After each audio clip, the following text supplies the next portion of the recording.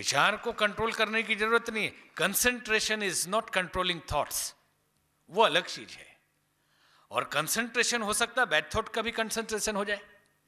आपने केवल कंसंट्रेशन की प्रैक्टिस कर ली और थॉट आपके बुरे हैं तो आप करेंगे क्या?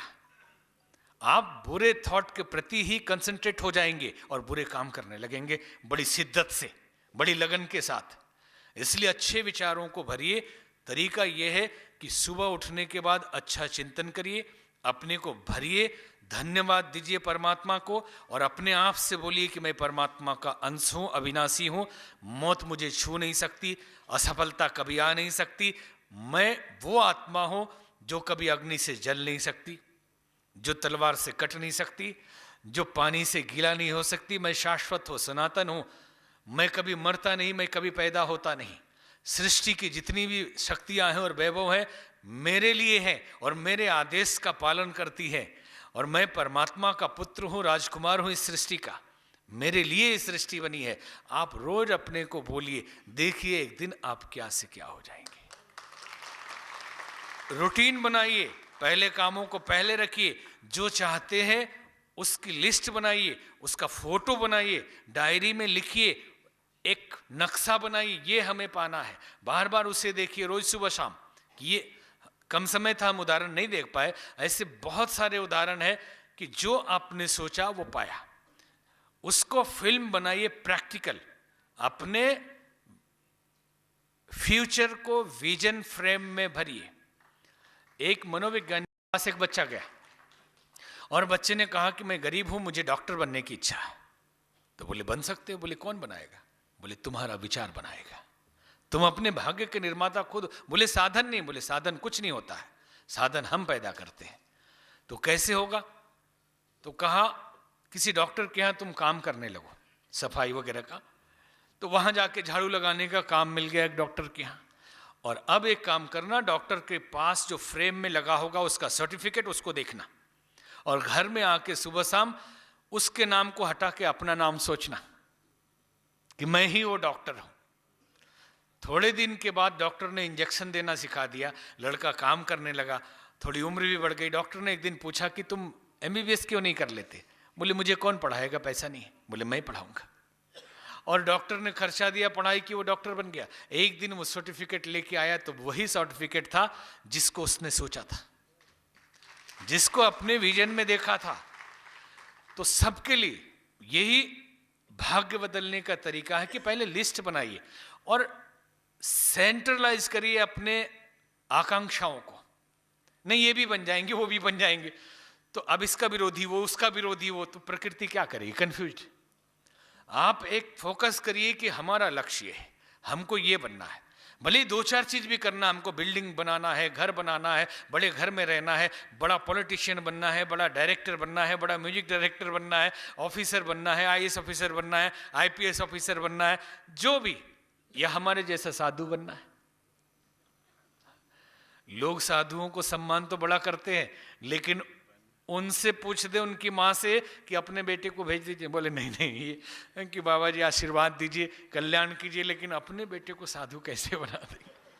बहुत मुश्किल काम है। घर छोड़ के बच्चा चला जाएगा, हम लोग कैसे रहेंगे? वो हम लोगों के बिना कैसा रहेगा?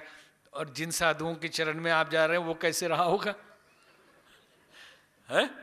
हम जब छोटे थे, 6th क्लास में पढ़ते थे, तो हमारे पास एक स्लोगन आया पंडित श्री राम शर्मा आचार्य जी का।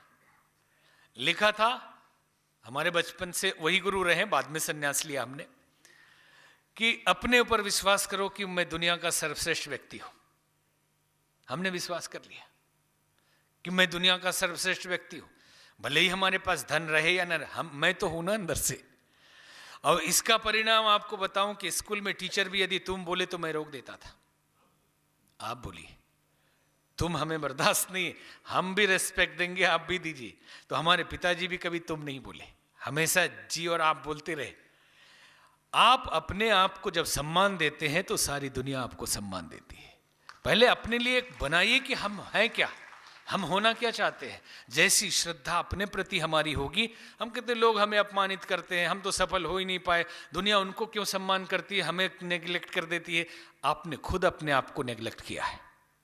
आपने खुद अपने आप को वो जगह नहीं दी है। आपने मन में पहले अपने को ऊपर बिठाई है कि मैं टॉप हूं। किसी से तुलना करने की जरूरत नहीं कि उसके जैसा इसके। हर आदमी का कंपटीशन उसके खुद से है। सफल व्यक्तित्व वो होते हैं जो दूसरे से कभी भी कंपटीशन नहीं करते कि एक एक्टर बनना तो उस एक्टर की तरह नहीं। आपको एक यूनिक बनना, आप आज जहां है उससे ऊपर बनना है। एक बिजनेसमैन है तो आज तक हमारा बिजनेस है, उससे बड़ा बिजनेसमैन हमको बनना है। आज तक का तो हो गया। हमसे लोग बोलते हैं कि आपने क्या हमने क्या कोई सफलता हासिल नहीं की। तो क्या करते हैं? हमने कहा हम रोज देखते हैं कि अभी तक कहां पहुंचे, कुछ नहीं है। जो है हमें अभी करना है और उसकी फिल्म बनाए हुए, और वो हमें मिलेगा, हम जानते हैं। क्योंकि हम साधु हैं, सांसारिक कुछ चाहिए नहीं, तो आपको दिखेगा नहीं हमें क्या चाहिए। ठीक है? तो आपके लिए यही है कि आप एक गोल बनाइए। उसके लिए उस तरह की कुछ पुस्तकें, महापुरुषों की जीवनी इकट्ठा करिए, उसको पढ़िए। जब हम स्वाध्याय करते हैं अच्छी पुस्तकों की, वो हमें सूक्ष्म लोक में ले जाता है। हम उसमें डूबने लगते हैं और हमारा सबकॉन्शियस पे काम करने लगता है। हम पढ़ रहे थे दूसरे की जीवनी, एपीजे अब्दुल कलाम, हम पढ़ रहे थे सुभाष चंद्र बोस, हम पढ़ रहे थे विवेकानंद, आपके लिए कह रहे हैं। ऐसा लग रहा था कि हम पढ़ रहे हैं केवल जानने के लिए, लेकिन उतने देर में घटना घट गई। जितने देर हम पढ़ रहे थे विचार में हम डूब रहे, और सबकॉन्शियस उसको पकड़ रहा है। वो भ्रमित है, उसको नहीं मालूम कि आप पढ़ रहे हैं। इतना धोखा है वहां पे, उसको नहीं मालूम है कि वो, जैसे आप गाय को दूहने के लिए बछड़ा हटा के कुछ रख देते हैं कई बार, तब भी वो दूध दे देती है, बछड़े जैसा कुछ रख देते हैं। ये सबकॉन्शियस ऐसा ही अंधा है कि आप पढ़ रहे हैं विवेकानंद की जीवनी और उसे लग रहा है कि आप विवेकानंद हैं। सबकॉन्शियस को लग रहा है, क्योंकि आप फील कर रहे हैं कि आप विवेकानंद हैं।